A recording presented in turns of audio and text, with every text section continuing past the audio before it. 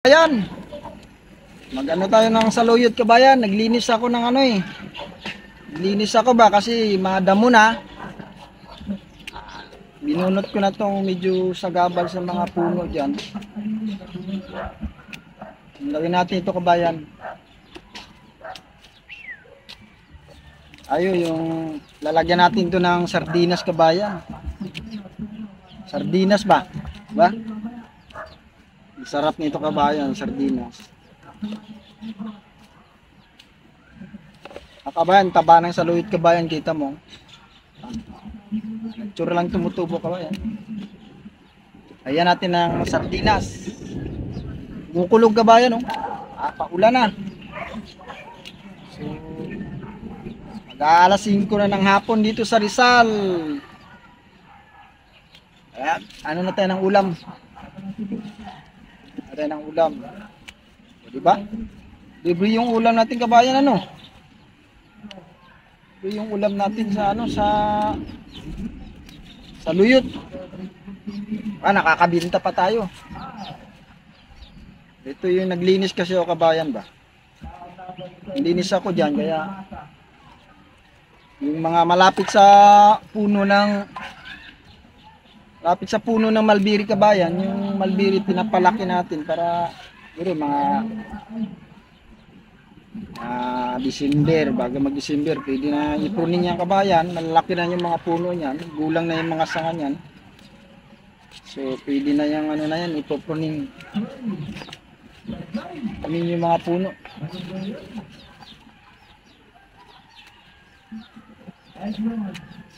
Papakinabangan natin kabayan.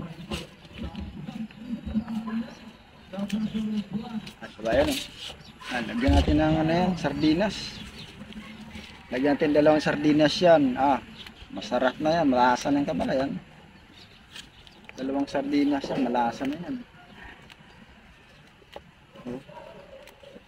Ba talaga pag nasa ano tayo sa probinsya kabayan, basta masipag lang tayo, malilibre halos lahat yung ulam natin.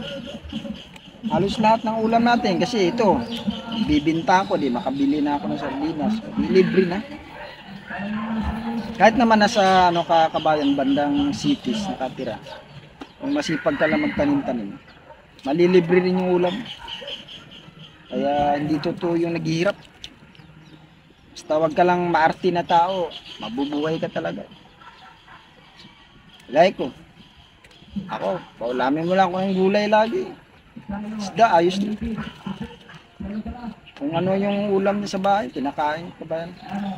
Mas gusto ko pa kumain ng mga isda at saka gulay kaysa yung mga karne-karne lagi. Ayaw ko ng ganun ba?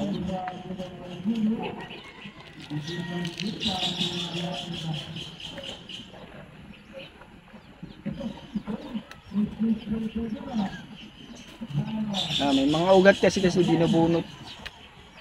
Binunot ko na kasi nakasagabal sa mga puno ng Malbiri. Marami pa naman to kabayan, dami dyan, kakalat lang. Tawa ka talaga pagdating tagulan ko sa pagsabing saluyot.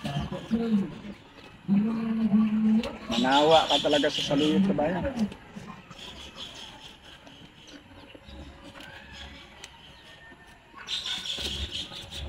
Libreng ulam sa luyot.